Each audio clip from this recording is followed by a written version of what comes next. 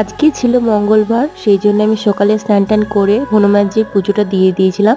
তার সঙ্গে বাকি যে ঠাকুরগুলো ছিল সেগুলোরও পুজো দিয়েছিলাম, আর গোপুসোনাকেও দিয়ে দিয়েছিলাম এখানে খেতে। আর এখানে আমি হনুমান চালিসা পাঠ করে আমি ডাইরেক্ট খেতে চলে এসেছিলাম, যেহেতু আজকে নিরামিষ খাবার দাবার, আর দিদি আর জামাইবাবু এসেছিলো, তাদের জন্য মাছ হয়েছিল। আর তোমরা আবার ভেবো না আমি পাতাতে কী করে কী জন্য খাচ্ছি। আসলে আমাদের বাড়িতে যে কাজ করে সে তারও খুব ঠান্ডা লেগেছে, শরীর খুব খারাপ। সেই জন্য মাকে বললাম অত থালা কী করে ধোয়া হবে, সেই জন্য বাবাকে বললাম পাতা নিয়ে চলে আসার জন্য। আর দেখো এখানে আমার জামাইবাবু এখানে মাটিতে বসেই চাউমিন খেতে শুরু করে দিয়েছে। এটা নিরামিষ চাউমিন।